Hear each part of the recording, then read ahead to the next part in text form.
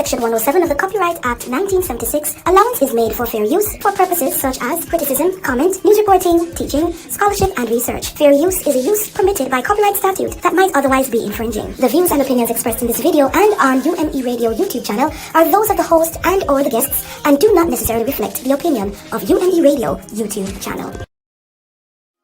Let's talk relationships on UME Radio. So what are we talking about?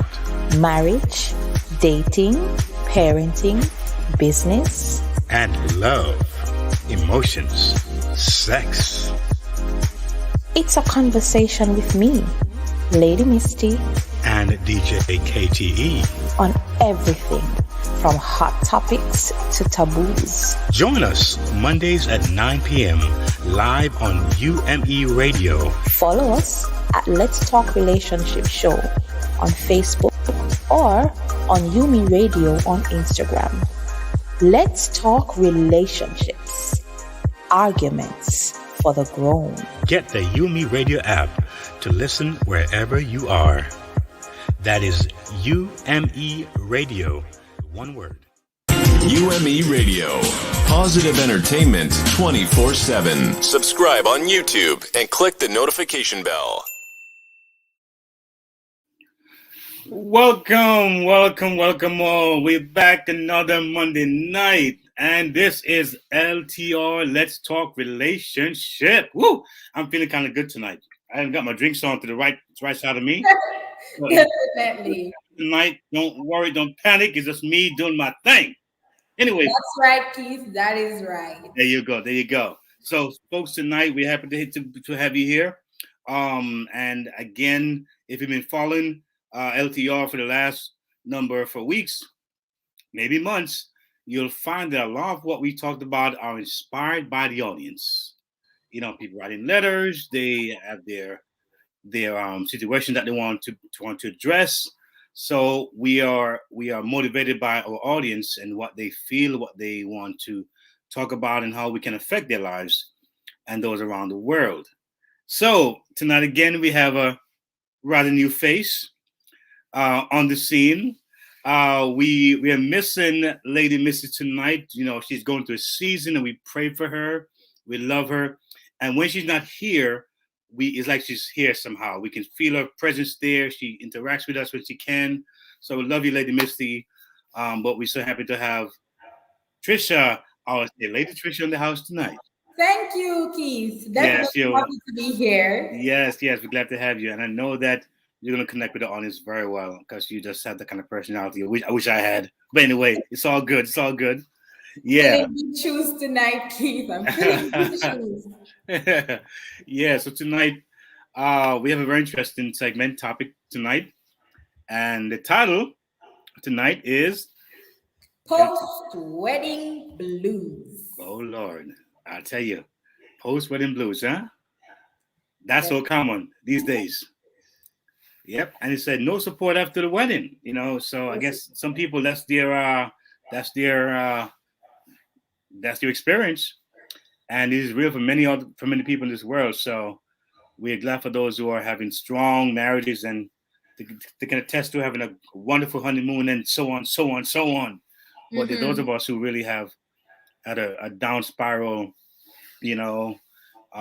marriage after the event and after all the fanfare and the bridesmaid and the bridegrooms and the great toast, on the great event. A lot of people talk about, it really was a horror show afterwards. Yeah. But tonight we have some guests tonight. Then they're going to be sharing with us. They're going to be introduced to you later on. Yeah. And you get to hear their thoughts, their experience being married and being single and maybe having a family and all that comes with it. And again, this show is about connecting with people, inspiring. Right, Trish? It's about connecting. Definitely. Yeah. All about relationships and connections. Yes, there we go. So, tonight's script, what is it? It's not a script. It's a script, but it's not a script. You see, we write the script. You know what I'm saying? But that's how we do. It's all natural, right? It just comes out of us. Mm-hmm. Yeah. So we're excited to be here tonight. Right. It is September 27th. The month is running. It is running. Yeah. And the time is now 9:06 in the evening. Yes, it is. So we want to say greetings to everyone. And thanks for, let me put my specs on here so I can see what I'm reading. I'm like half blind. Right. God Almighty. So greetings. There we go. I can see now. I love it. Greetings to everyone. And thank you for joining Let's Talk Relationships on Yumi Radio. Definitely. We explore dynamics and evolving and an evolution of relationships, identify challenges, and offer perspectives through transformative conversations. We also promote strong, healthy family life and community. Yes. It is important to us that you know that it is not our intention to offer opinions or advice on how you should live your personal life. Please note, or how your personal relationships should be. We aren't dictating your relationships. Do your own research, be a free thinker, make sure you are doing well in your own life as well, and know that we wish you love and happiness. Wow. We are looking forward to a great show tonight. I know I am. I want to say a big thank you to all our partners, supporters, listeners, and viewers from all over the world. And, we've had this great crew, the YouTube Tribe, and those from all over. Those are from Facebook and Instagram and Twitter. They're everywhere. We're really thankful for those folks who tune in every Monday night faithfully, and they're so engaged with what we do here, and they let us know when they're affected by the show, and that's a real good thing. And again, for those who are tuning in, this is LTR, Let's Talk Relationships, and I am DJ KTE, and I'm here with my lovely co-host tonight, Trisha Gay Kelly, or you can call me Lady Trisha. There you go. All right. So for those of you who are out there in we call it media land, you can find us on many platforms, and we're excited about that. So you can find us on the Apple Store or Google Play Store. Carry on. That's okay. You can also tune in and listen to us on iTunes, iHeartRadio, TuneU, Spotify, and many others. Or you can search for app.umeradio.com. Yes. All right. So before we get into our topic for tonight, we'd like to share some information on family counseling with Dr. Wanda Thomas. Here's tonight's spotlight.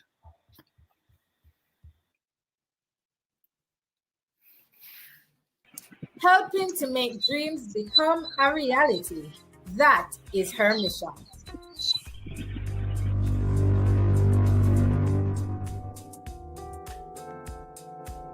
Today, we are here to introduce you to a phenomenal woman of God, an ordained minister, counselor, speaker, licensed wedding officiant, a certified chaplain.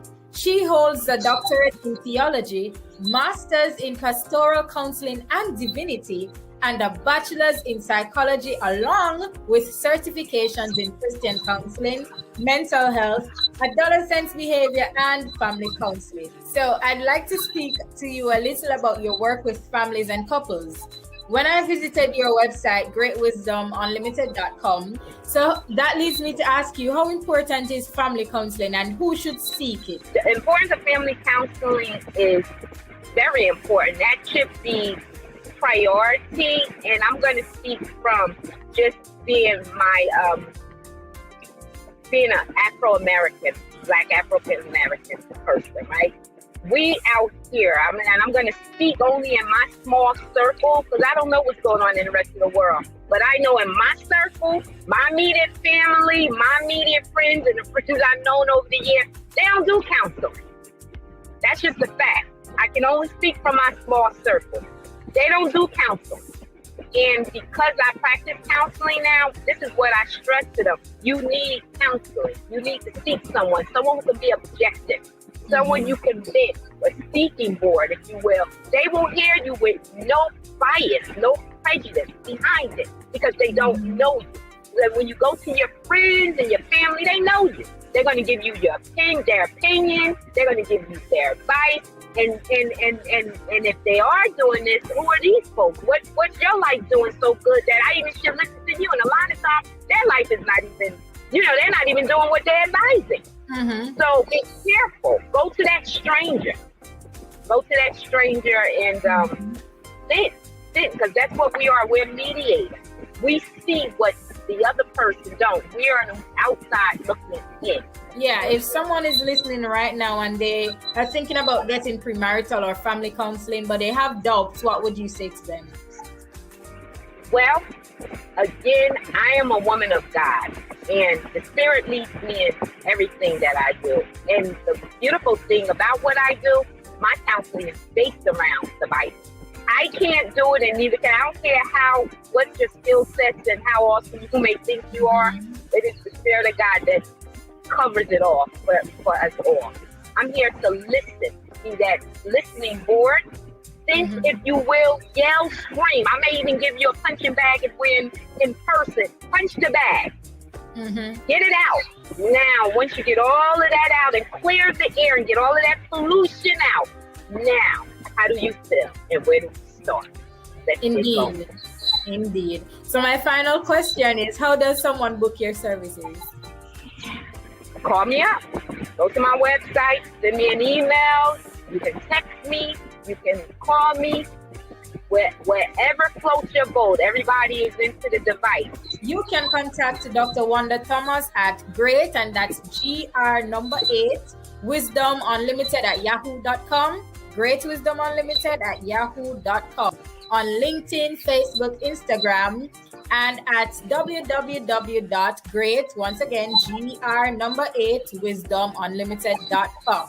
Or you can call at 1732-900-7362.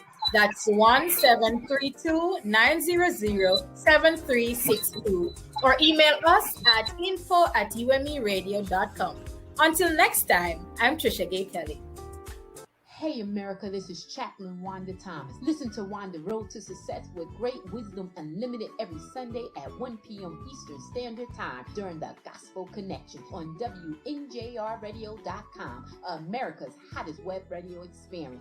This web radio program offers you information and tools that will help you to become empowered with skills for successful life outcomes. With so many different ways you can listen, you're going to love the way we sound. And now we're on Alexa. Just say, Alexa, play WNJR, be blessed, and get connected to us.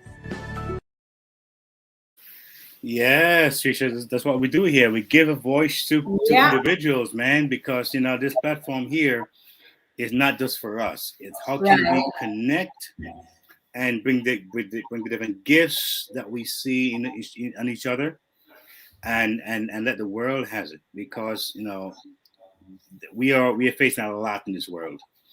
And this is a major lesson to be able to have this platform to really speak, truth and positivity into other lives, and to share stories, to connect with things that people can identify with.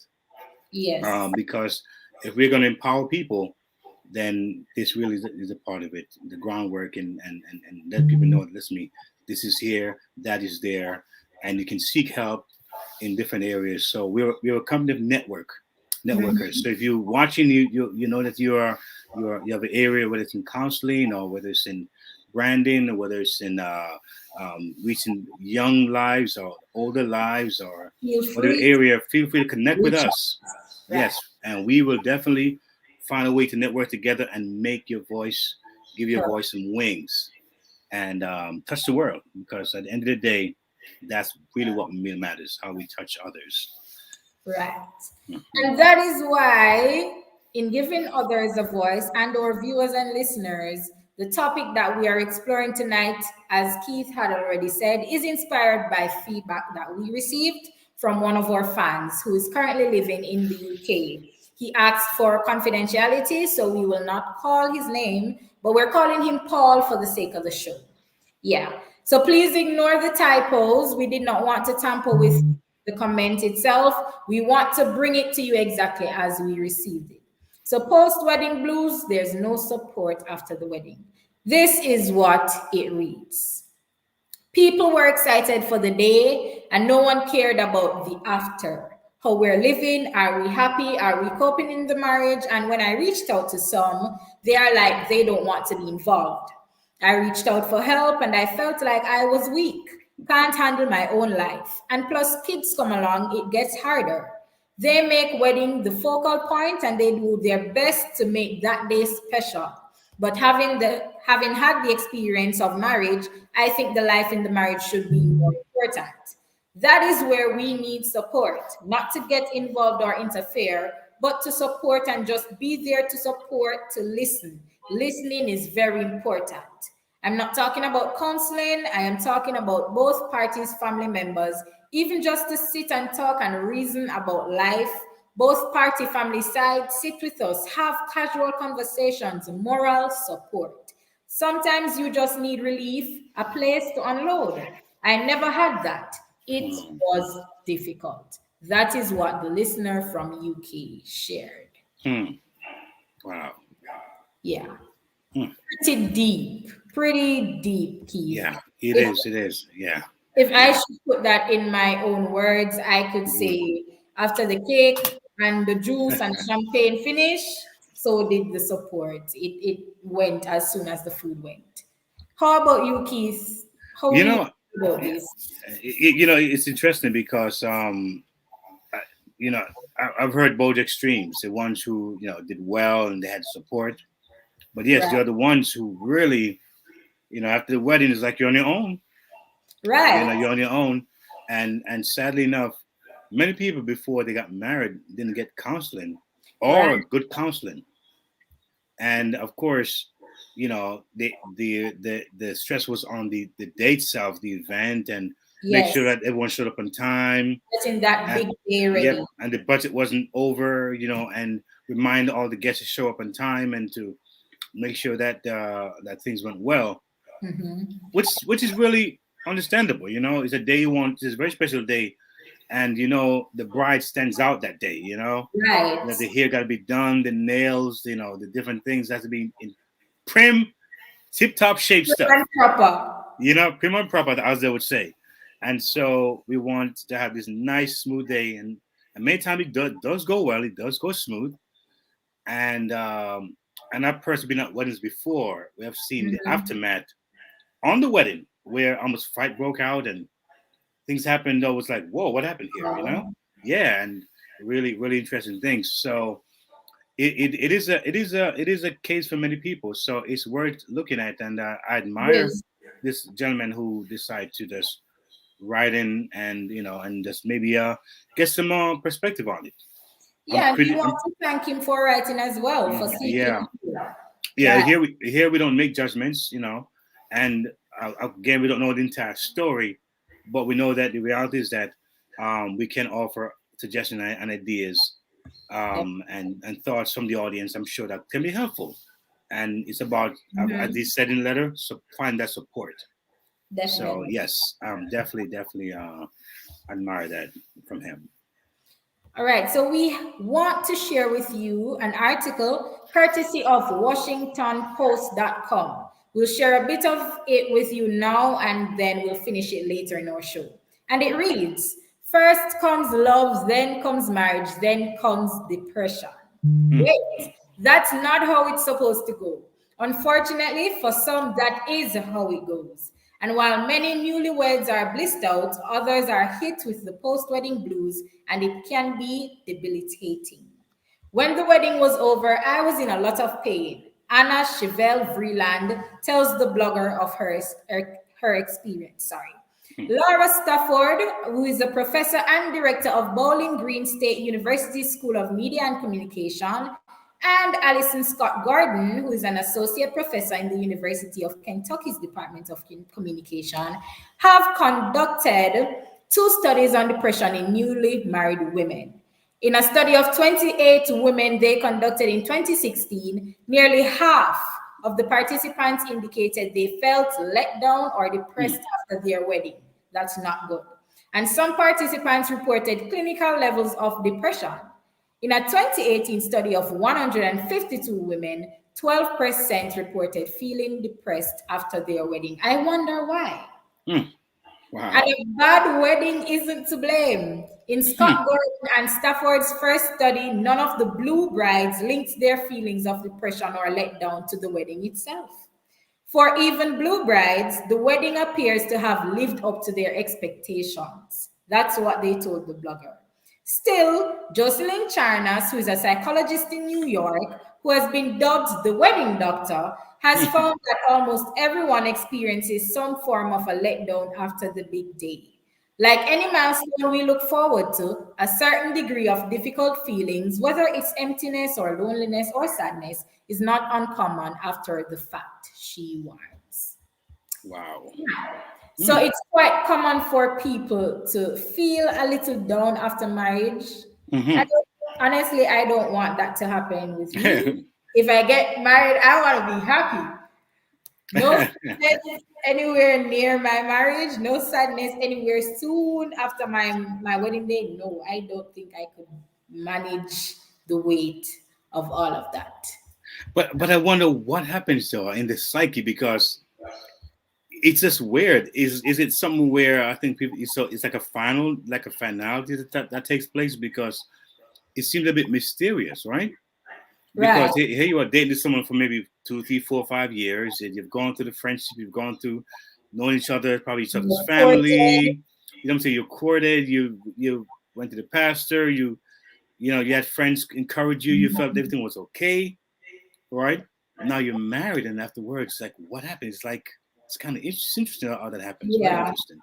And it's funny because many people in our culture, which something I noticed, is that they have what they call a bachelor party, right? Or bachelorette party. And so what I find is that it's like, let me have all the fun now. Before I get married. That's the mindset. Yeah, I'm like, that's kind of weird, because I've heard of part where ladies actually did real things, like really went out and did like really while out, like they really were married in that party. But it was to say, listen to me, this is all the fun I'm gonna have, because when I get married, I won't be free anymore. I won't be able to be open or whatever it is, which is kind of strange. Marriage should be fun. Yeah. Mindsets need to change. Yeah, so I'm one of that. Yeah, there you go, mindset. So maybe that's a part of it. Who knows? Yeah. That's a thought. We're inviting our viewers and listeners also to tune in and share your opinions. We definitely want to hear from you. The Weekend's show says, I also think that when you wait long of something, then it comes. What is there to look forward to now? Oh, wow. That's interesting. Oh, do you think maybe also it's an over expectation, like that was kind of high expectation, overly high expectation. And when it's not met, then they go in that zone. Yeah.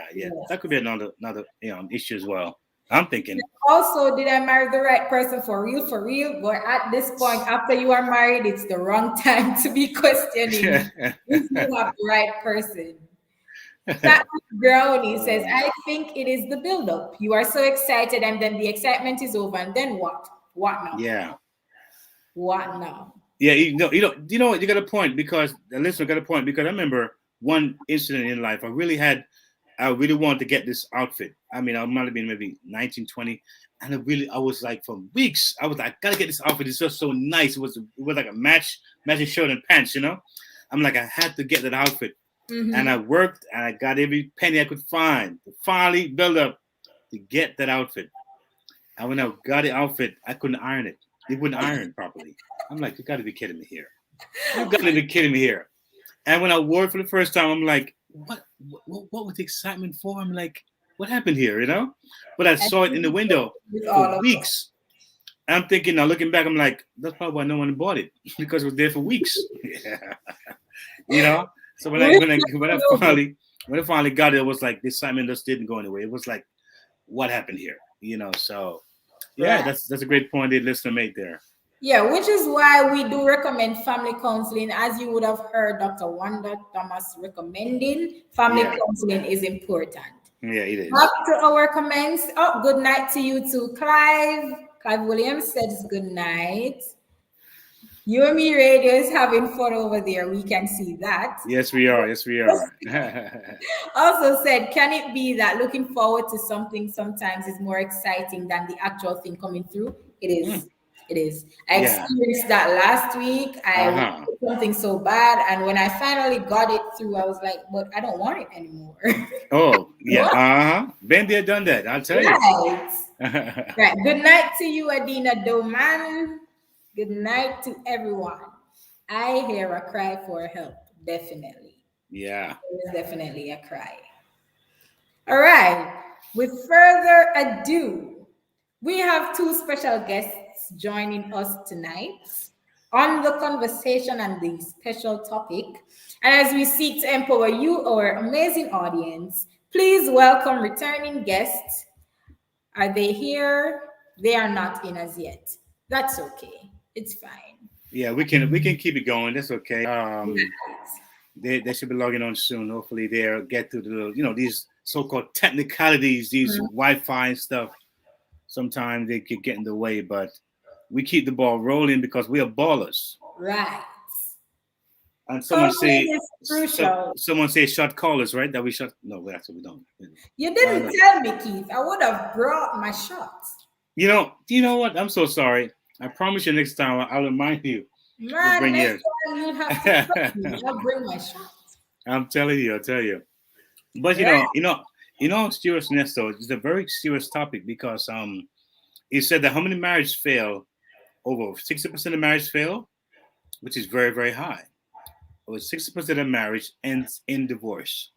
Wow. So something's wrong somewhere. Something is not being connected right. And and I heard that other cultures, there are cultures where they have arranged marriage. Yes. And they seem to work, Trisha. What's up with that? They seem to. I don't be know. okay. I can never understand it because if I were in such a culture, I don't know what I do. Yeah. Because I don't want my parents arranging who I marry. What?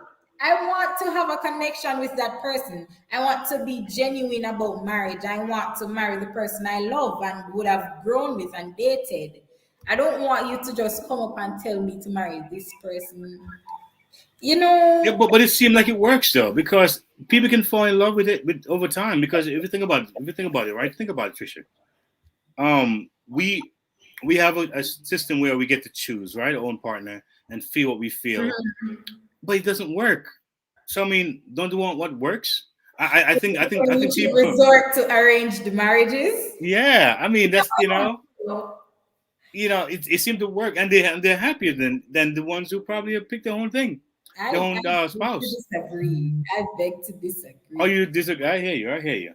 I don't know. I think that I can see why parents do that.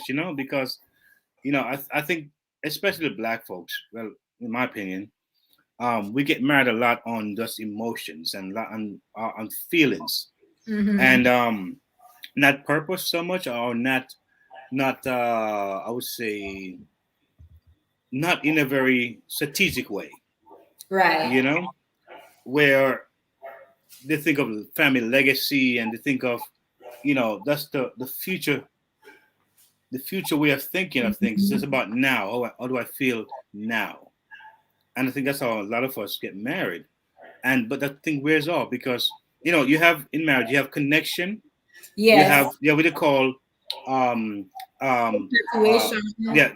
connection. Then you have what they call compatibility, right? And then have what they call the other one. We call it that fiery thing that the people used to say all the time. This attraction, right? This attraction, and they all have different things to them. This we call it chemistry. Chemistry is hot. And it feels hot, but it doesn't really. It burns out real fast. Yeah. And then they have folks who are supposed to be compatible, but that doesn't work either. So how about the right connection? I think people have the wrong connection going on there. Yeah. because people are not really in tune with their purpose and how, and how that vision is carried out, how maybe how it's supposed to go with two persons walking down that road.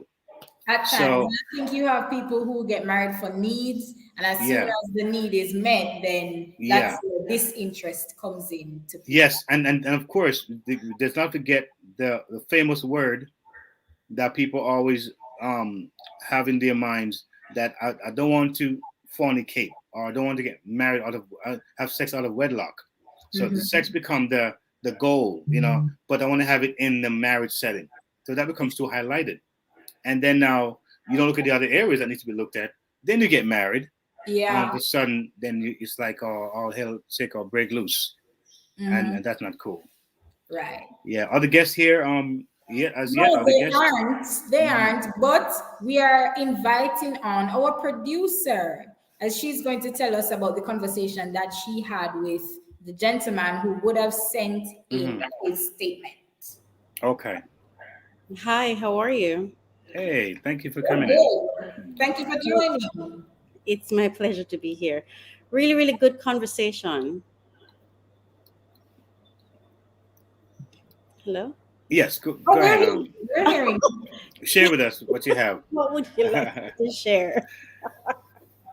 Oh, how was it? Did you when he gave you his experience? How was that for you? Yes, it was very interesting because, to be honest, when he contacted me, with contacted the studio, the radio was really the station that was contacted, and Uh-huh. he said the UK. I found it interesting because it was the first we were having someone from the UK write in. Wow. Mhm. I found it interesting, but it was very painful to listen to. Mhm. It was he had watched the episode where we had the 114 questions to Yes. ask before getting married. That was what he was on, and he said as he listened, he was just he was it was just painful for him because he's saying some of those questions he didn't really think to ask, but the challenge he had was he was lamenting that after the wedding he felt like everyone disappeared. Mm.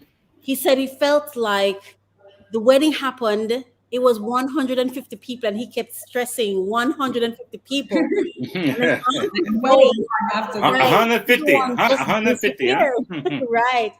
And he said in another, when I started asking him, to tell me kind of what are some of the feelings he had, what happened, and he was saying, um, with him and his wife after he got married he found out about the debt that they had through his wife that he didn't know about. I'm sorry, it's not funny. He didn't know about it and he didn't know what to do. And he said when he would try to say, just talk to someone, not necessarily asking them to fix it, but just to talk, just to be able to say, this is what I'm feeling. Persons would just at the moment he starts like, I'm not getting into this. And he said he didn't want anyone to fix it. And you know what I found unique? It was that it was a man that was speaking. And I had to ask him, Mm. why are you telling me you don't know me? you know? Right. And he said, it's just that when I called you to talk about, it was not called, it was a text. When he texted me to talk about the topic, I felt safe. Okay. Wow. So he just went ahead and said what he had to say. And he said, all he's asking is after the wedding, um, just be there. Just be there as a support. Just as how you were fighting for us to get married. He said there were times they were having challenges and people were just there to say, no, man, you can work this. They helped them work out whatever issues they were having leading up to the wedding and making the wedding happen. But then when the life itself came, they didn't know what to do. And then he said children came and he said he had absolutely no idea what he was doing. He didn't know what he was Mm. doing. And he was just trying. And he said he did go to get counseling, but it didn't really help.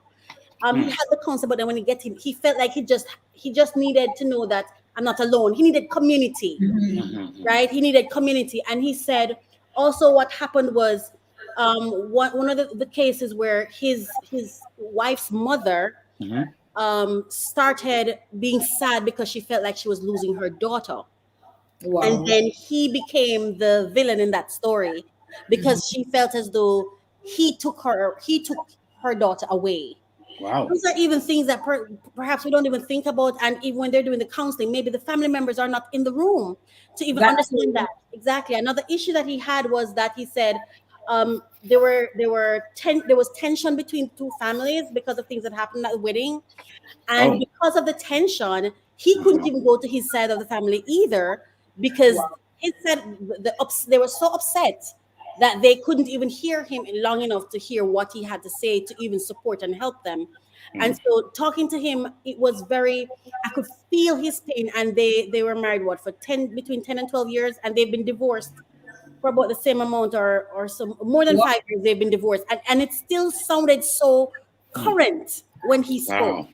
It still sounded so current, like he still needed support. And I know he's listening in to hear what I was asking him to come on, but he just said it was just still so fresh for him. Because there were many other things that happened that led to the demise of the marriage.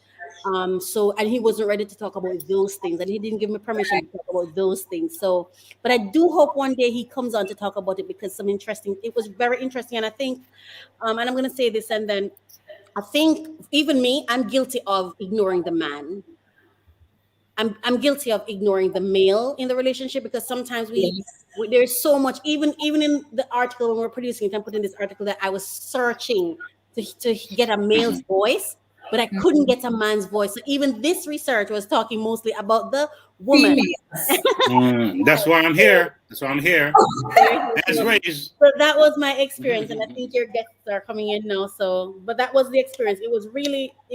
I could feel the pain. Yeah. Yes. Yes. So thank you for the conversation. Awesome. Thank you. Thank you. I appreciate that. Appreciate it much. All right, we have Apostle Faith Walters with us, who's an author of her book Reborn, her new book Reborn. Welcome, Dr. Faith. You're looking lovely tonight. I think your mic is off. Yeah, we aren't hearing.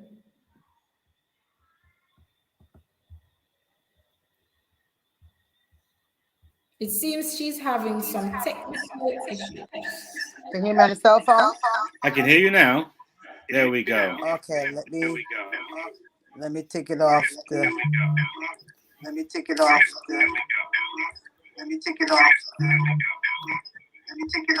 All right, so we're in both sections here. All right, I'm gonna take it off one. It's echoing. Yeah, if you take off one, Okay. once one come off, you'll be fine. I'm gonna be on this one. Okay. Okay. There we go, Dr. Faith. Good to have you. Hello, how are you? Wonderful favorite returning guest. Oh, never fail to show up and make it happen. Wow. Oh, right. It's been like forever. Yeah, I tell you.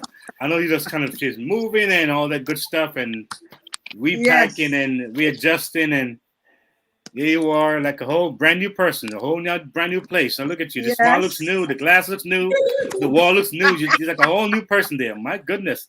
Aren't you blessed, huh? Awesome. Oh, yes, very much so. Hold on a second. No problem. Take your time. There we go. Okay. Because I had to just do this at the last minute. You know, watch your camera. I feel that you become a dancer now. You all look like rocking here and rocking, just doing your thing. I love it. There we go. Welcome, Dr. Faith. Oh, wow. So I'm not sure if you've been listening You've been listening to what's been said for the last few minutes or not. If you heard, how much you've heard? A little bit of something, and it's kind of interesting. Aha. Never even knew they had those kind of jitters at the end. This is something new. Yeah. Because in my time, we ain't never know nothing about that. So all the stuff I'm hearing, I'm like, okay. Yes. So what you taking? What you heard? What you taking? What you heard? Well, I heard. Good evening, everyone. It's a pleasure to be here. It seems like eternity I haven't been here, so I'm still trying to get adjusted. I'm so thankful for being in the show, to be here with DJ KTE, and we have somebody else this time. Lady Trisha. Lady Trisha. Yeah. Hello. Hi, Nice Dr. to K. meet you again. I am just what I was listening here when I saw your topic, post-wedding blues. Had to go get some little idea background of what that's all about because I never heard of that before. This is something interesting. No support after the wedding. I didn't understand all that because back in my time, we that was not something we even think about. Wow. You know, so It just what happened. I'm hearing, yes, it just happened, and we just go through the motion and everything like that. You know, so this is kind of, I guess, it's a new age type of thing. I So the suppose generation. yes, I realized that, and I was reading some things where people get depressed after the wedding. I'm like, okay, that's new. I never knew that either. So, you know, a lot of different things you got to think about, a lot of different changes. So, and I heard Coach Raquel was saying the person, they're divorced now, but while they were going through the process, they had some premarital counseling. And it seems like they sound like the family was supposed to be in the room while they were doing the premarital counseling. Okay, that's new as well. And I was also reading some research. They also say for you to do post-marital counseling after you get married. So this is quite interesting. This is a new new age type of way to do things because what I'm hearing is a lot of what I heard is just the fact that it seemed like people didn't really realize what they were getting into. And I also heard that the mother felt that the husband took her daughter from her. I'm like, Dr. Faith, Dr. Faith, I think we should read it again. Read again yes, from please, the start. because I'm a little, So we can get your perspective on it from the yes, as the please, because entire. I heard letter. some things that I'm going by what I heard Coach Raquel was saying. Yeah. I'm like, okay. So let's read it again. Yeah, let's read it again. Yes, and, please read the letter again so I get a gist of what's going on. Okay, so we are calling him Paul for the sake of the show. And Paul wrote, people were excited for the day and no one cared about the after. How we're living, are we happy, are we coping in the marriage? And when I reached out to some, they're like, they don't want to be involved. I reached out for help and I felt like I was weak, can't handle my own life. And plus kids come along, it gets harder. They make wedding the focal point and they do all their best to make that day special. But having had the experience of marriage, I think the life in the marriage should be more important. That is where we need support. Not to get involved or interfere, but to support and just be there to support, to listen. Listening is very important. I'm not talking about counseling, I am talking about both parties' family members. Even just to sit and talk and reason about life, both party family sides sit with us, have casual conversations, moral support.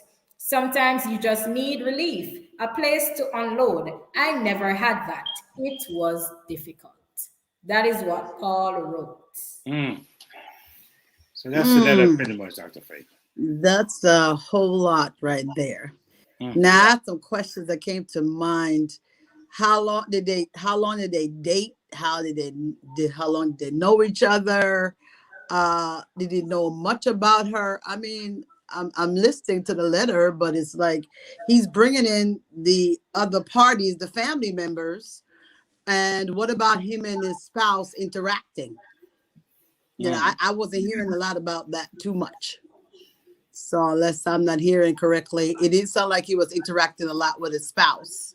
You know, because I think when you get married, you know, after the wedding is over, it's a time now where you and your spouse, it's a time to really reflect and maybe try to, you know, get to know it, kind of unwind in a way, you know, kind of calm down from all the excitement and all the fluff about weddings, you know. So it's a time now where you are looking at each other now. Here you see this person. Oh my God, you never really been this close to this person before. And then you're thinking about the intimacy. You're thinking about different things, and you're probably thinking about What am I going to say to this person? How they will react to each other? Because now all the lights are off. So now everything focuses on you.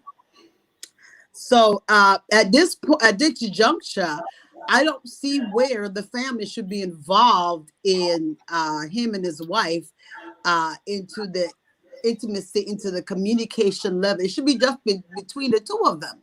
So I don't know how far. It is a lot of questions I'm asked. I'm listening. I need some other questions to be answered as well. Based on the gist of the letter. How soon after they got married did they want all this other stuff to happen? To get the family involved in the marriage, because if it's between you and her, why do they need to be involved? You understand what I'm saying? We'd love to ask him, and we would want to have him on the show. Unfortunately, he's not ready as yet. And Dr. Faith, as I hear you mention that, what I'm hearing as well is that, and from my experience, prior to being married, I had a sense of what the family was like. I had a sense of their temperament. Right.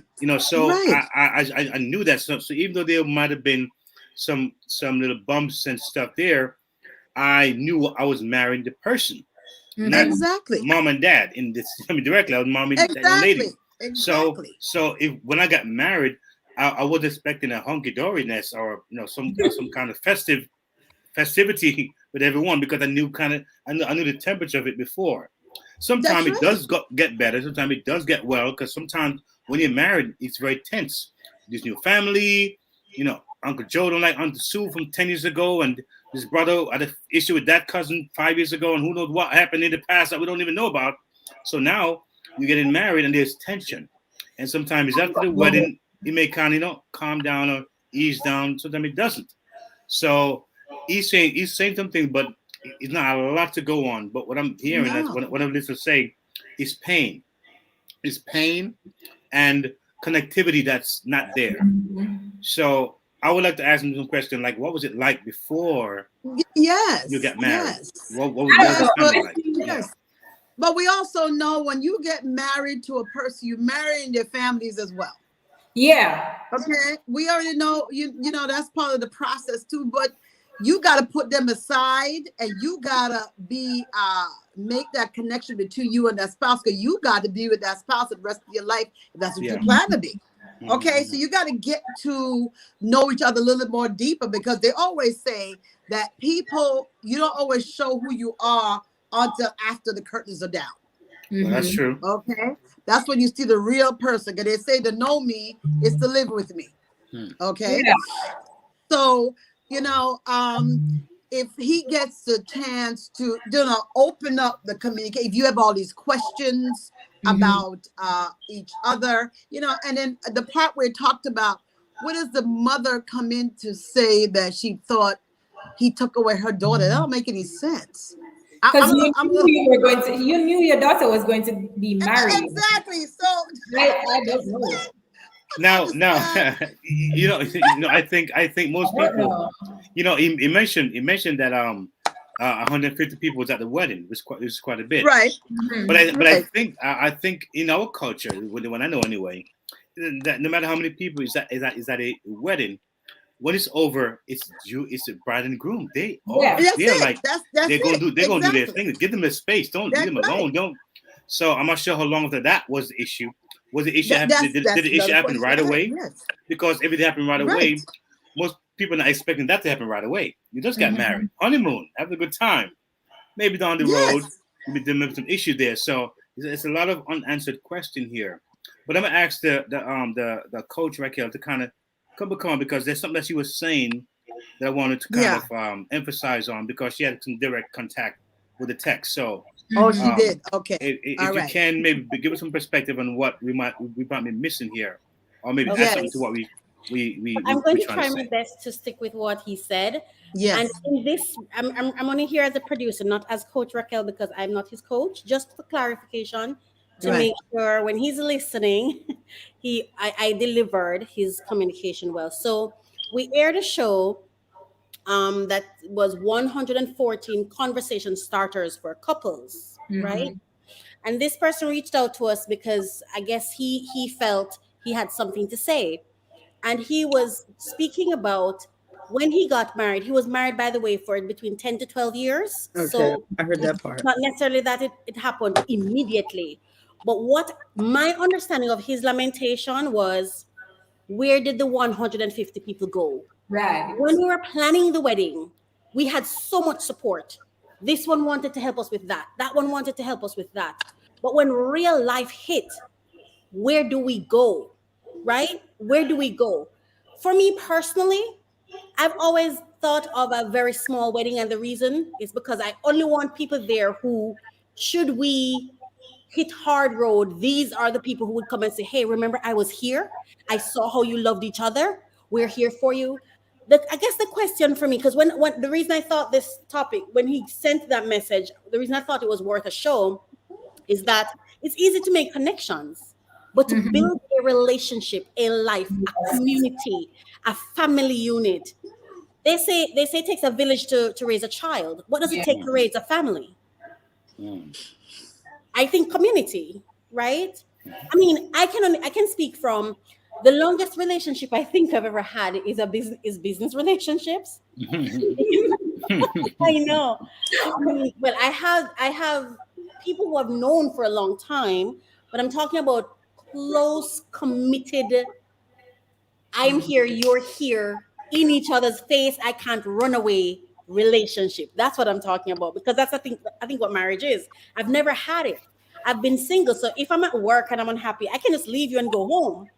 If I have a friend and I'm unhappy, I can just say, okay, we'll talk later, and I go home. But my first experience was with you, Keith, for almost 3 years now. We're tied in this thing, and it's, it's just beginning to hit me. We're in this love together. I'm here in this thing. I can't just say bye. So what I'm saying, I'm coming, Keith. The reason I'm saying that is this.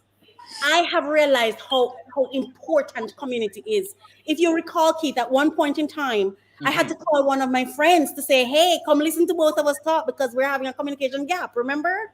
We also had to fast and pray. So what I'm hearing the person say, if I were to try to understand, is not so much whether him and his wife were doing well or not.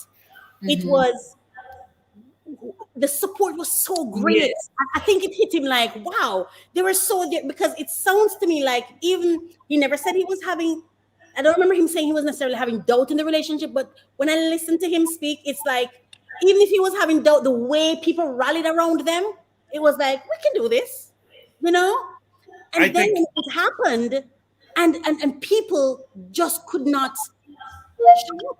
I think that's an issue, don't you? I think you make a great point. At the great there, but I think, and maybe you can attest to this. Maybe Dr. Faith and even you, Trisha, right? Because I've ever had experience where you said there was an event happening, and you said, "Well, I'm not going late. I'm not going early because other people are going to be there anyway." Thinking that, well, if I don't show up, well, somebody will be there. Yeah. Right, but you being late, if everyone said the same thing, then it'll be no problem, right? So I think if you have a wedding of 150 people, think about this, and I see that, I'm thinking they're okay. They got friends and family all around, so when they're going through their stuff, they should be fine. They have a lot of people around. The psychology of it, you see what I'm saying? So it looks to me like they have a lot of friends and family. So this should be okay. At the same time, the reason these people would have invited you to their wedding is because they have a connection with you. Exactly. So you would have expected that you're going to be there for support. And when you did give the support before and during the wedding, they are going to expect you to give it after. So when it doesn't come, there's a problem. Yeah. But see, the guests are seeing people. The guests are seeing other people there as well. So each one is saying they're fine. They have people. Else.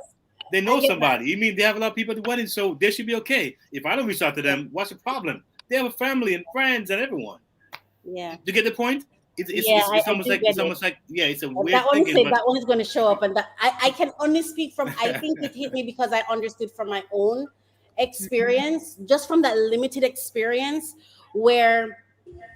And Keith, you and I have been there, and I always use you because I didn't really grow up in a family, so I don't really understand, to be honest. But when I did that business thing is when it hits me like, I can't, because I'm not good at commitment. And I'm like, I can't just run. There are people who are relying upon us. There are commitments that we've made. There, I guess in the sense of a family, it would be kids. You have kids. What do you do? You can't just up and run. And I'm telling you, I had to buckle down and say, like, God, I need you.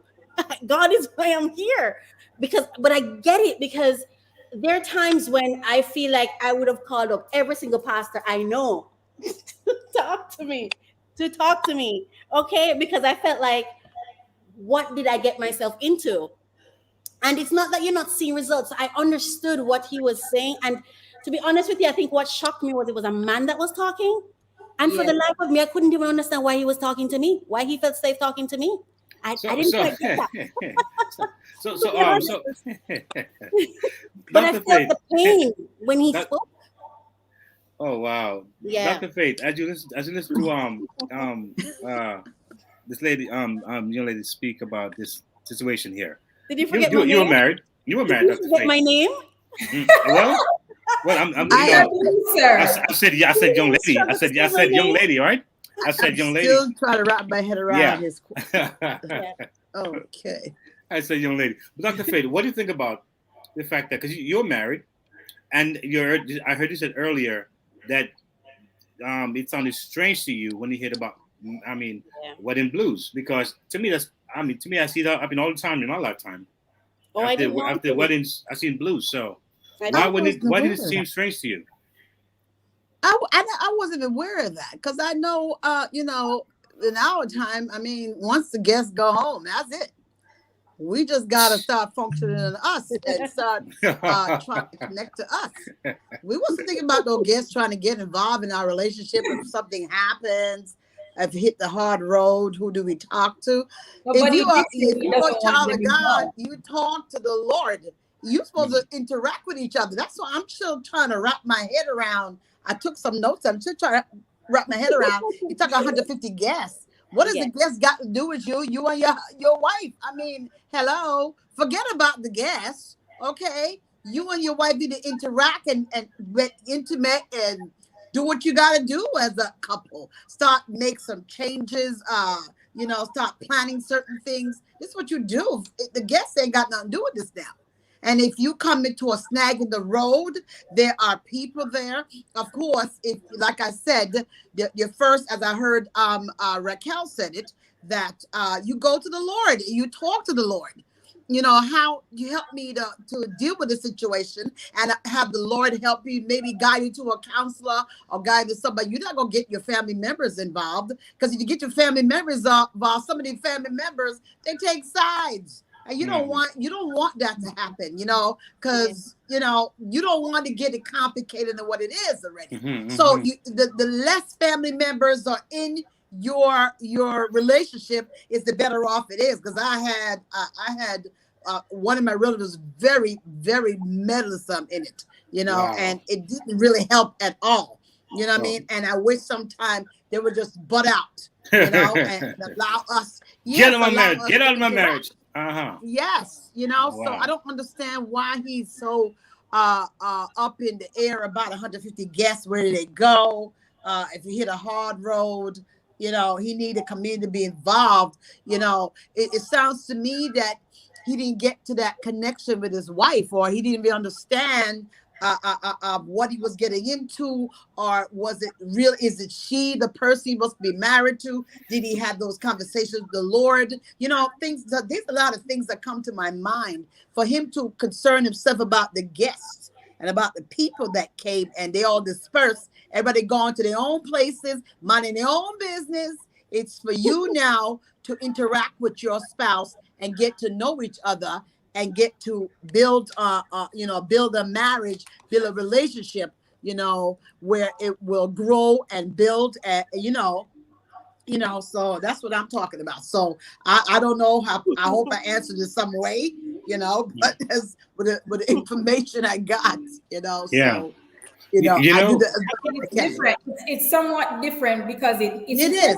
Note that he said he didn't want them to get involved or to interfere. He just wanted, of course, he just wanted them to listen, just someone to listen. But there was no one.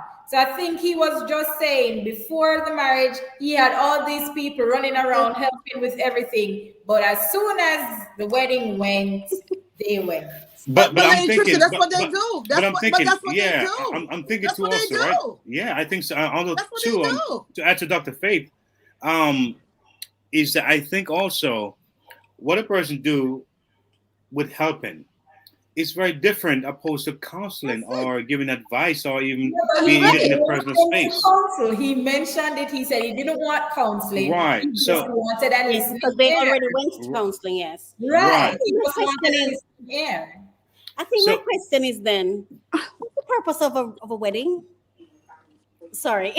Well, it is for each person differently. For some person, Right. Okay, it's different. For me, it could be world because understand it. Is it just a party or is it? I'm really wondering for myself though, what's the purpose of a wedding? It's culture. Why do we have a wedding? Is it just a party to it's go cultural. to and celebrate and eat and Really have just a form of representation. Yeah, it's a yes, culture. it is. It's bringing two families together. Yeah, it's you know, cultural. that's what it's all about, and it's important to do that. You know, yeah, but if you're bringing two families together, then where was the family that was brought together? Well, remember that should happen. That should happen. Speaking, right? Hypothetically speaking. Mm-hmm. Okay. Or It's not that they're someone gonna in be the all up in family. your business. So you don't want that. You don't want them to be all up in your business, because if you do that, you will never have any peace. And trust me, there be some family members that get caught up in your business. And let me tell you something, you don't get no relationship. Before you know it, y'all at wits with each other because they're taking sides. And you don't want that to happen. And also too, that's what you got to avoid. Yes, I agree with you. And also too, how about if when they're listening, what they're hearing sounds very, very disturbing. Exactly. How about when they're listening, it's like, oh my God, how can I stay silent here? And then how wouldn't that be biased? Maybe me interpreting, you know. Oh wow. Yeah, I mean, because you see, things I was mad before, so I'm thinking from experience here. I'm speaking from experience where some things, when you speak to a family member, as much as they love you and care about you, they will start and going wrong with the other person. That's right. Taking sides. Yeah. It's as I listen to you, taking sides. It makes I hear all of that. And is it that we shouldn't be speaking with family, or is it just sad that, or is it that it's just sad that this is how family behaves? Right. I feel like it's not so much that we should. I go back to coach. Yeah. You could talk to a family member if that family member is neutral. Right. If that family member is going to take sides, whichever, one they like, or they related to that one, then it's not, you're not going to win. And if you have an issue, there's not going to be any problem being solved or whatever it is, because you're going to be sometimes, if that's a spouse's, say that's your husband's sister or your husband's brother, okay, and you on this side, you the wife on one side, you got two of them ganging up on you. So where does that leave you? So it's better that you don't have the family involved unless they want to be mutual. Like with me, it doesn't matter who I'm counseling. I don't care if you're my brother or my sister or my great grand aunt. If you wrong, you're wrong. I'm gonna tell you you're wrong. I ain't gonna take no sides and nobody. And that's how you got to be. So if you're not like that, you wouldn't do any justice to the relationship. Right. Well, the good book says you have to live and cleave. Right. That's it. But I'm terrified because, I mean, I'm already afraid of relationships. But this is where I'm at. Like, I'm sitting thinking, if I get married tomorrow, am I in this house where I'm locked in with this man, and that's it? Pretty much, yeah. Pretty much, that's what it is. You are. And I don't want to get married. I don't want to get married if that's You are. What it is. I don't want to get married if that's But it's not that Raquel, if it's a good man, you don't mind. If it's a good man, then you're gonna be excited. Who is a good man? Now, if it's a good man, you're gonna be like, lock me in and keep me locked up. No. But it's not. Don't look at it like that. I'm locked up. Won't let me out. Don't look at it like that. I'm terrified of relationships already, and I'm Raquel, Raquel, I'm not terrified. I think it's great. That's not a good thought to leave. I am. No, it shouldn't be, because marriage, that can hurt is you. a beautiful thing. Yeah, it's a beautiful thing. And it's a very beautiful thing. It's a beautiful thing. Okay, and it's the way you go into it. You got to go into it with an open mind. Okay, and you got to go into it with a much thought, because this is the rest of your life. Exactly. Okay? And how do you even know? I mean, and I'm just speaking for myself. Like I said, almost 3 years in a partnership, and I am not the same person. I am not the same person at all. And I feel like, and Keith is a great guy, and that's the thing that frightens me even the most. I'm like, what if I had done this with somebody else? Because I feel like the more I'm in a relationship is the more I want to go into myself. Is the more I want to close the door on the world. Is the more I want to find a dark room and go by myself and stay there. To be honest with you, and I'm just speaking my truth, right? It's just my truth, and I didn't grow up in a family. My family, God bless them, it was a broken family. You know what I mean? But as I'm listening to this conversation, and I remember listening to that guy, like I could feel his pain. And he's a male. I didn't even know why he was telling me. I'm sitting there like, why is he telling me? He said he felt safe. And then he said to me, you just listened. That's it. That's all I wanted. He wasn't expecting any tell me something to, or tell me I'm wrong or right. He said I just listened. That was required. I just listened. And I'm thinking, if it takes a village to raise a child, what does it take to build a family? A relationship is a unique, dynamic thing. And even I am now learning that I can't just jump into a relationship. When you have financial commitments, you have relational commitments, you have it's serious. It's this big, humongous thing to me. Well, I would say this, Coach. It's this monster to me. Raquel, I would say this though. You know, there's a song that says, "Don't go chasing waterfalls. Stick to the rivers and the lakes that you used to." Listen to me. A lot of people in life. It's a broken family. A lot of people in life. I'm just saying this because there may be somebody listening. Yes. And really hear me from my heart. Like with my family, when something happens, I just apologize. I just take the L. I don't care if I was wrong or was right or whatever. I'm the first one to say, I'm sorry. Please forgive me. Let's fix it and move on. Listen, you don't even have to. And then I recluse myself and I stay away. But it's a real thing. It's a real thing. Because when you're locked into certain commitments, I'm telling you, sometimes you show up and you're by yourself. Not because the person wants to hurt you. And sometimes it's just God taking you through your own process. Because again, I can't lament my experience because I am really becoming someone I believe God will be proud of. I'm becoming that person. I find myself having this great relationship with God. And I feel like He's it for me. You know, I want you to hear me. Like I'm speaking from my heart. When I say I'm afraid of relationships, I'm not just talking about, I'm not saying it lightly. Right. We've had to stop in the middle of communicating and pray, right? Yeah, and I think that fasting. So this is not. So this is. I believe this is serious. But if I didn't have like somebody like Althea to call to say, I'm losing my mind, speak to me, what would I do? We need support. Like, talk to me. I had a mentor. I haven't even spoken. I'm coming. I haven't even spoken to my mentor in a long time because after a while I felt like, what do I say to you? I've done therapy. But there's something different with community. A hug. Do you know what a hug does? Somebody who come and just hug you and say, I got you. It's okay. I'm just saying, really, just take off your lens and listen to him because it's a guy and men don't speak. Right. I just want us to feel his own in and not just look at our own experiences, but the possibility of what because you guys may have really great supportive families and some of us don't. You see, as I hear Raquel speak, the reality is that we're in a mean world. We're in a mean world. Mm-hmm. And there are times I wonder, why do kids eat from the garbage heap? Why do kids live under the dumps, under bridges? Why do people are slaughtered and for their religious belief? Why are some people that's segregation and degradation. Why do so many misfortune have the people who are just like me? They want to live, they want to eat and have a family, right? They want to have a good life. They want to have a good.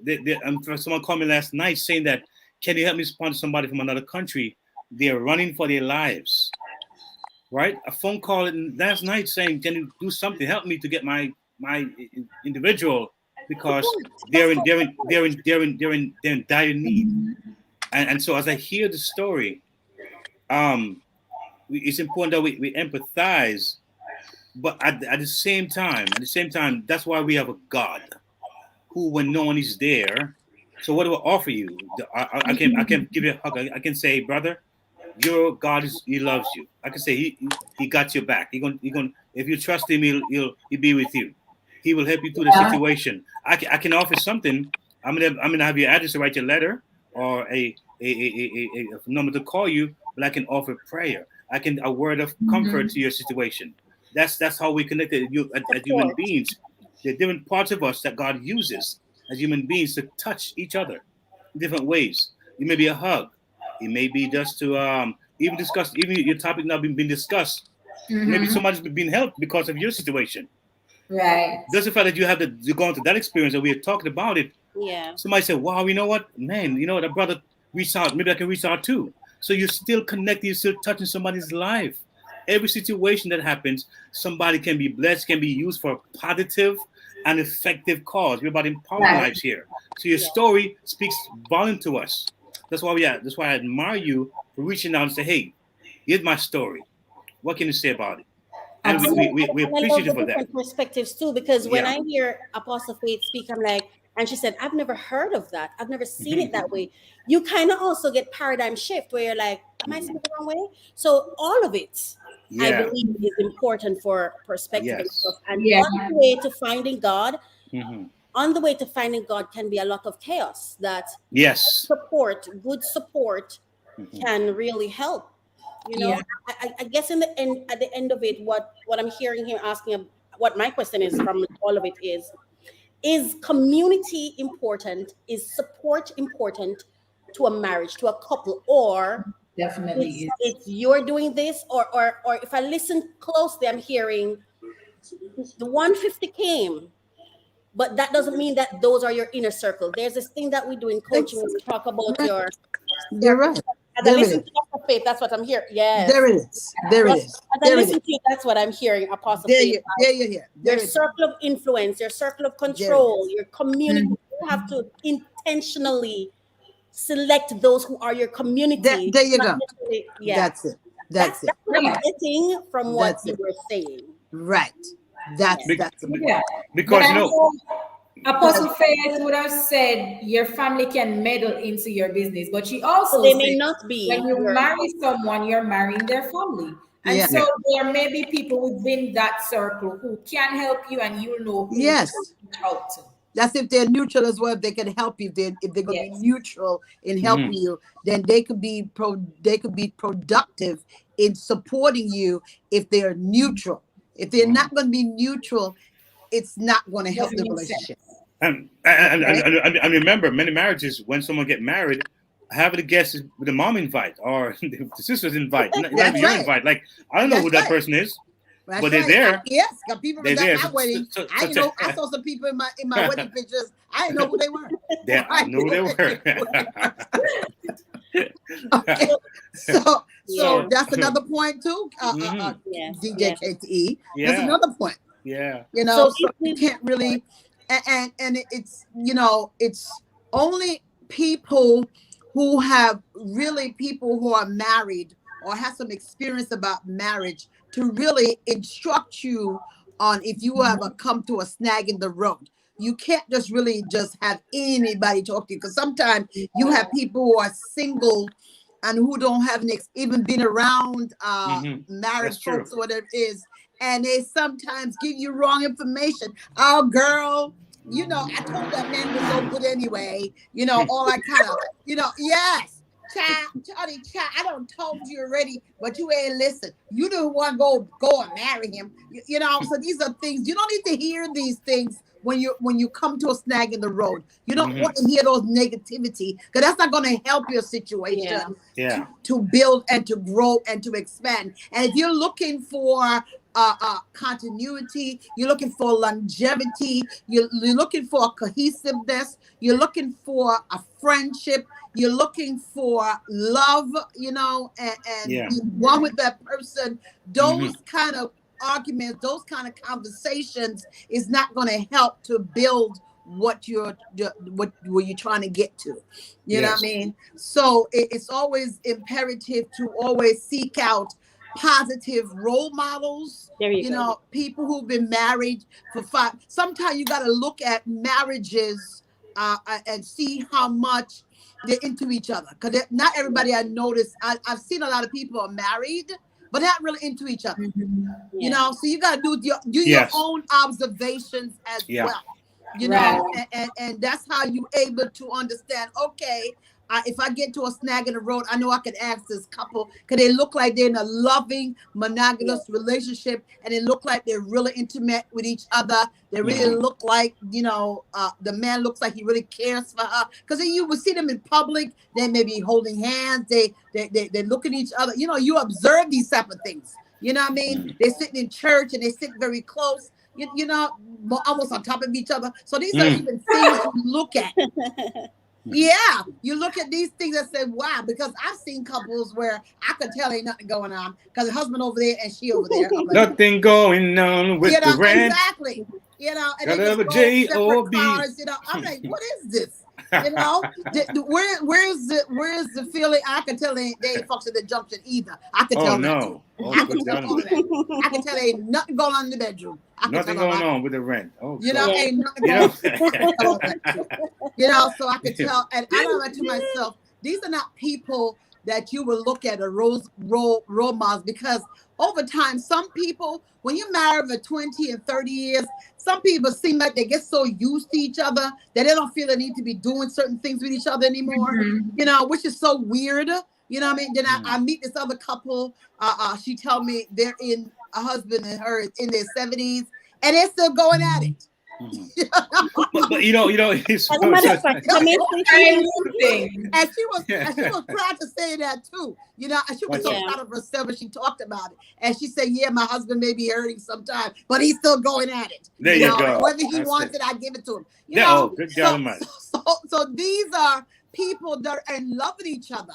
You know, and these are people that really care about each other, care about each other's needs and desires and goals. So these are couples that you gravitate to if you see that cohesiveness with them. You know what I mean? And those are people that if you come to a situation where you got a problem in your marriage, you can reach out to these people and see if you know what advice they can give you to help you. But forget about the guests that came to the wedding. Cause not all of them, unless the Lord show you that directly. If you have an issue with your spouse, you can go to that person that was at your wedding. But if God ain't show you that, leave it alone.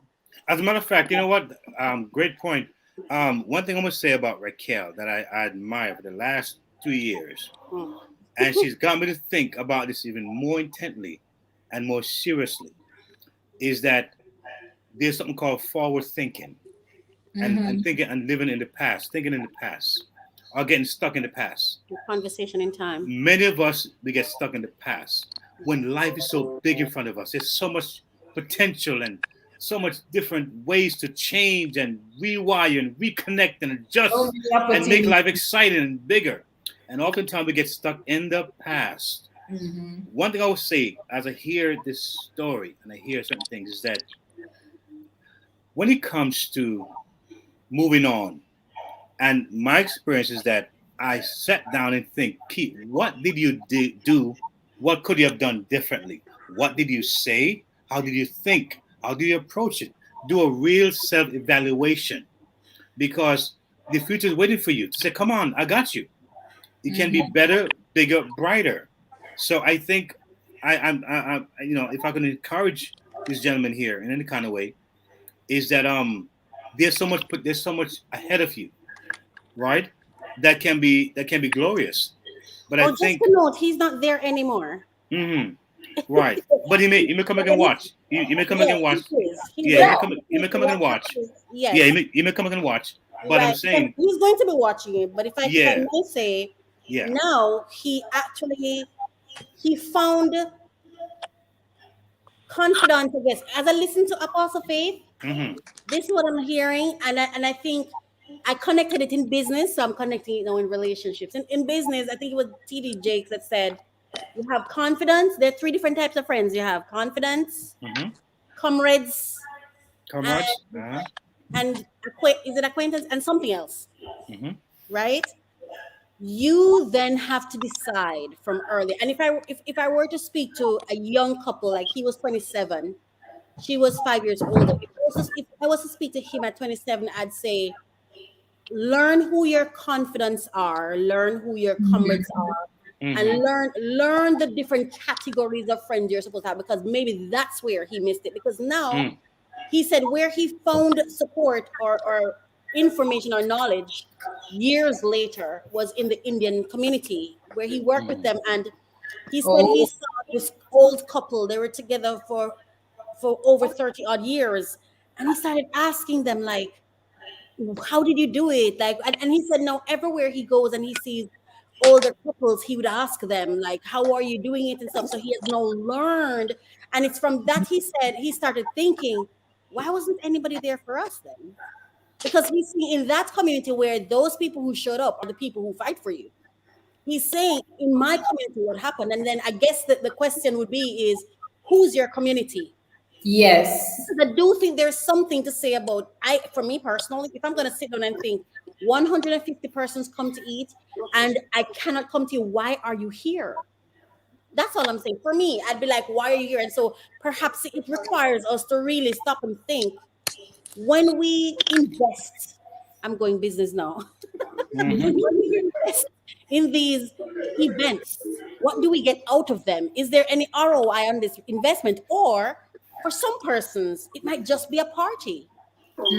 Maybe for some people, it's just a party. And I guess the people who are getting involved in it should become clear on, why am I getting married, having a wedding? Sorry, not getting married, but having a wedding. And who do I really want to get there? Because my wedding will not be more than 5 people. And 5 is a lot. Right. But you know something, it's not whether it's big or small. I mean, a party's fun. Christ gave wine at a party. He didn't break it up and say that make some wine here. The party's a good thing. It's good to party. I love partying. For those who want it. There's that before the party, were you counseled? Do you know you're the one you're dating? Do you have any idea who she is? Do you know the family? Do you know how it works?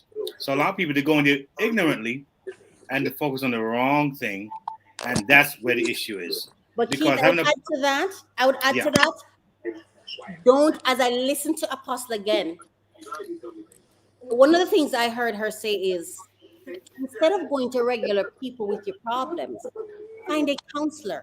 I think a lot of people don't understand therapy and the value in therapy. They don't. There you go. Counselor, a safe space to go to speak to somebody.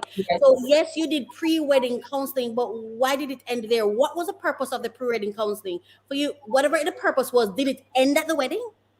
Right.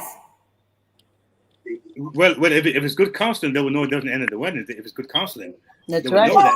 We can't say they would know that if it's good counseling, right? Doesn't know. No, see, we right. We're talking about somebody who knows, Keith.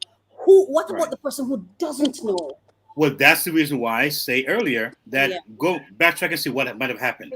I went the wrong lane. I had the wrong advice. The wrong ideas came to me. And so you can say, okay, next time now, like Dr. Phil was saying, look for individuals who have it going on, who can advise you correctly.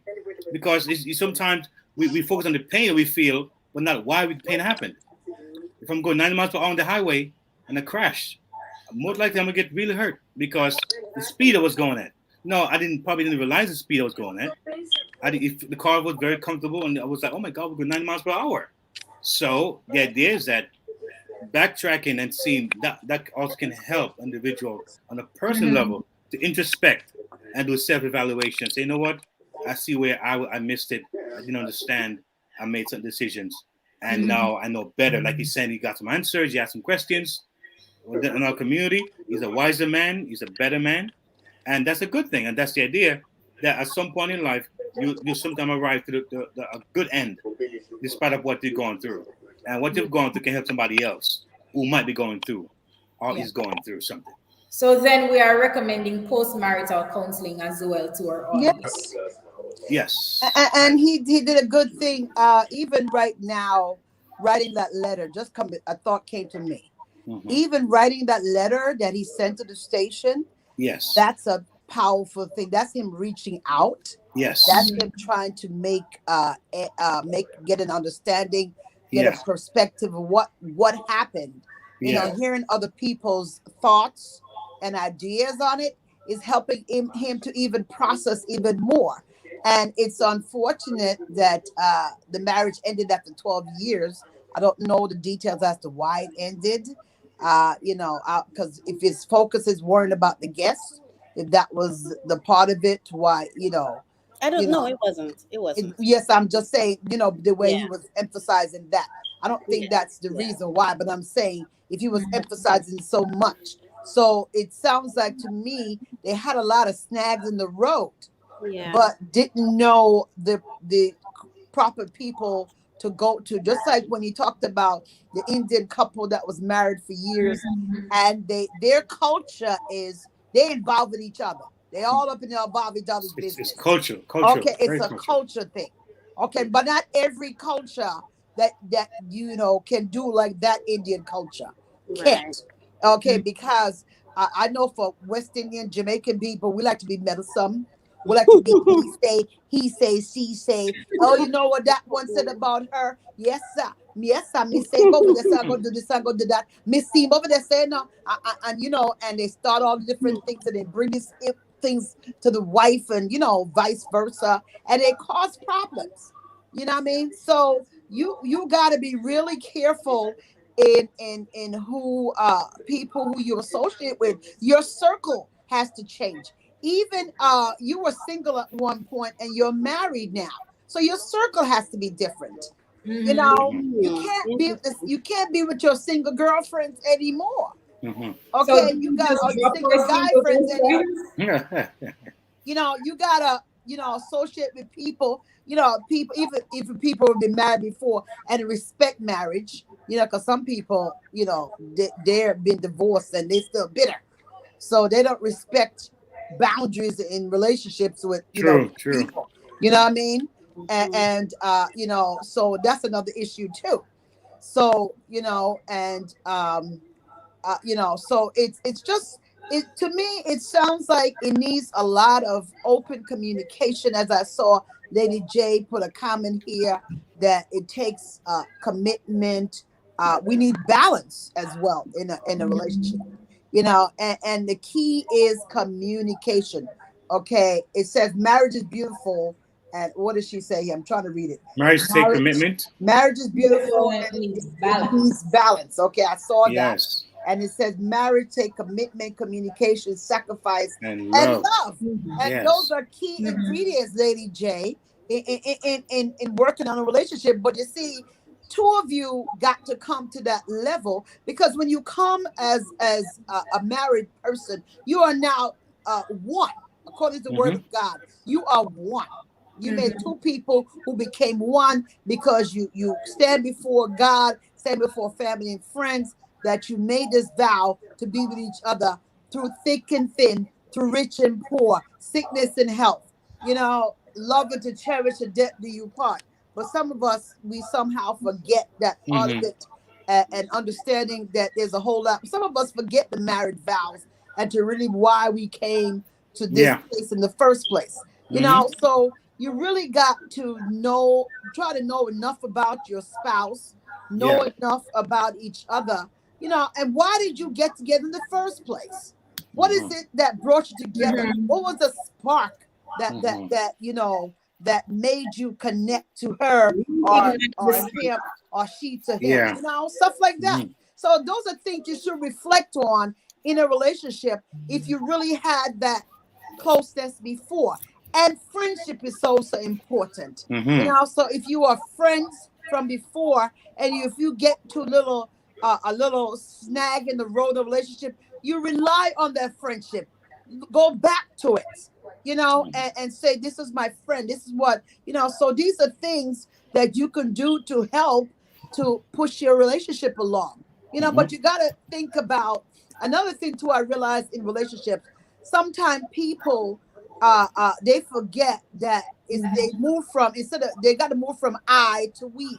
They got to get to the pronouns. Yeah. A lot of times the pronouns is not evidence. Okay. It's still the me, myself, and I. So you got to move from the I to we, to us, to our, and I find a lot of that is missing in relationships. Wow. I know it was certainly missing in mine. Wow. So those pronouns are so important. And when we start thinking about, he has goals and she has goals. So you work together as a team to bring the goals to fruition. Working together, that's key into building a relationship. And if you have issues, find a pastor, find someone, a therapist, as Coach O'Kel said, find someone, and I think DJ KTE said that as well. I'll find someone to talk to that's reputable, that will be fair enough, and that will have some kind of balance, and for you to understand, okay, what I need to be doing. What is it I may be doing wrong? Some pros and cons, and what I could do as a husband to maybe change some of the way I think and the way I do things. Maybe it's not connected to her right. Maybe I don't know her. I didn't realize her likes and dislikes. And maybe I shouldn't be doing this, stuff like that. You got men that talk to men, and, so stuff like that. Ladies talk to ladies, vice versa. You know what I mean? So you got to find people that can really help you to push your relationship along, so you be more together than separated. Wow. That was certainly comment. Yeah, that was a great mouthful there, Dr. Faith. Really interesting thing to say there. We have a comment here. It said, does this mean that there is no advice for the family? Is it okay for us to remain the way we are, or aspire to become more like the Indians? Just asking. It just means that we stay just the way we are, and life is us. No, the thing is that listen, it is so fascinating here. The comment says, what do we say to families who need to do better? Or don't they need to do better? How do families see the need to be fair and balanced? I think that's the issue, Keith. Yes. I do believe that your family members should be there to support you. Yes, I do. However, they must first learn how to be neutral. That's not right. to jump on one side. That's right. Yes. Exactly. So we this time went by so fast. I can't believe it's an hour and a half already. It's incredible how fast it flew by. And look how relaxed Dr. Fate looks. It's making me want to relax. I'm like, wow, we can go for another hour and a half. With no problem here. Trisha, and just to note, she's a counselor. Yes, she is. And please reach out. She's a counselor for those. Dr. Faith, could you please share your information for those who may be listening? Even this person who's listening who may feel like they need to have a conversation with someone to, to help them understand how do I relate with my family. Even family, you do family therapy, family counseling. Yes, I do. Right? I do family therapy, teen therapy, groups, single, individual counseling, couples counseling, premarital. You connect to the website WAMOE.org, and you can make your schedule. First of all, you got to call me to schedule it, and I send it to the website. The number is 914-699-2482 right now. That still wait for the number to turn on. So use the other number, 914-837-9635.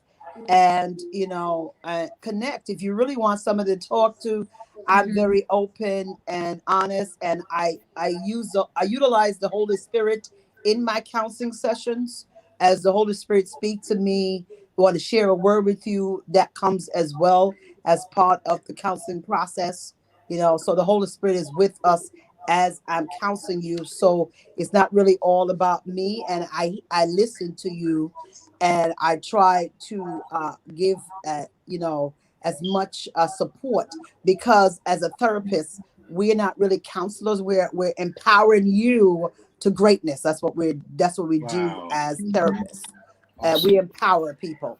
Wow. So that's where you get your your enlightenment, or get something to build your base. I had a client, she was going through some things and some really serious stuff, and I just asked her what her goals were. What is it she wanted out of therapy? What is it she wanted to do? And I just gave her a few points. I think with about three or four sessions, she was good. Very good. Okay. Very good. Very good. And I said, wow, you work, you picked up pretty fast. So, depends on how, how much you willing to learn. Because I give you homework as well. And when you come back, you got to give me feedback on what I gave you, stuff like that. So these are things that I do in the counseling session. Awesome. Thank you, Dr. Faith. Yes. So comment, is that okay? Yes. I won't be long, I promise. There's a show that's called It's Complicated, and the wife in it, they were divorced, and she had a counselor, a therapist, whoever he was, for 8 years. That she just went to, even if it's just because I suppose it's not always just heavy therapy, but sometimes just clarity. That's it. Just clarity sometimes, and you need that safe space to go to just and pay someone to just hear you if you just want to. Exactly. But also would like to say that I think there's a lesson, and it's something I am telling myself. I'm holding myself accountable too, as well. One of the things I've learned more recently, again from working with Keith, is I don't have to answer to everything, and I don't have to have a response for everything. I don't have to assess or interpret everything that's said to me. I can just listen. I can just hear it and identify. This is your experience. This is where you are, and I'm going to leave you where you are. And so I think for families, it is my hope that some restoration can happen, because I would like this, that family is the first institution in the society, and if that institution does not protect, does not provide, does not support, then what does it teach you with regards to how to relate to the rest of the world? That's it. So does it turn out? If you're hearing Raquel closely, she said, "I should leave me right where I am, out in the cold, the rain falling on my head. Sometimes you have to do that. Cold night on the bridge somewhere. Leave me right where I am." That. Thank you, Coach Raquel. I appreciate that for the location. But yes, this is great, man. I really appreciate you coming on, Raquel. Always there with some great, refreshing thoughts. Yeah. And Dr. Faith, what can I say? You just know how to put it down. She lit up the room. Yeah. I mean, I'll tell you. What can I say, right? But I'm happy to have you. We're happy to have you here on LTR anytime. You can come back. We thank you, gentlemen, for the letter that you wrote. That was very very powerful. Yes. And like I said, let me encourage you, brother.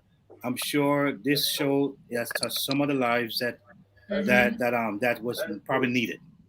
And again, Lady Misty, we miss you, and Trisha Goldmine, thank you for saving the day, because without you, I don't know what I would do. But you came and really made it happen for us on this great LTR show, folks. We're gonna leave you. I'm gonna give Dr. Fader 1 minute to say what she has to say, and I'm gonna let Coach Raquel, if she has something to say before she go.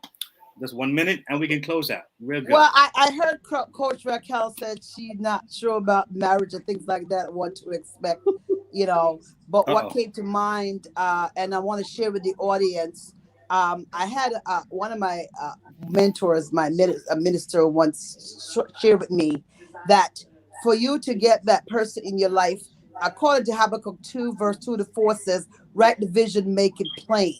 Though the vision tarry, wait for it, for the just shall live by faith.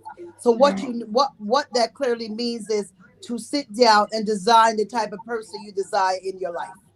Okay? Sit down. What type of lady you want in your life, what type of man you want in your life. And when you go into prayer, thank the Lord for that kind of person come into your life and wait on God in his timing for it to happen. There you go. Well said. I couldn't add to that, Dr. Yeah. That was awesome. Tricia, I think you have a tip for the night before we go, or some tip that you want to share with us? I do have a tip, and though we're running out of time, it says if you're still feeling blue after 6 months, seek help. Post-wedding depression is typically situational. Something happens that results in the depression, like a death or divorce. They said, but within 6 months, the expectation is that you're now coping with your depression and getting on with your life. After 6 months, they say, people who are still feeling depressed should seek help and address what they feel they lost after the wedding, as opposed to what they gained. And before we go, we do have to mention that he did give advice to other people who may be going through what he went through and may still be going through. He says, put the same effort in making sure the couple is happy after the wedding, just as you did in the lead up to the wedding. Continue with the same effort and time with them. And sometimes the couple just needs you to listen. No input, just listen to them, and both in-laws should be attentive towards the couple. Not to make rules, but to support them so that neither the wife nor husband feels left out. That's right.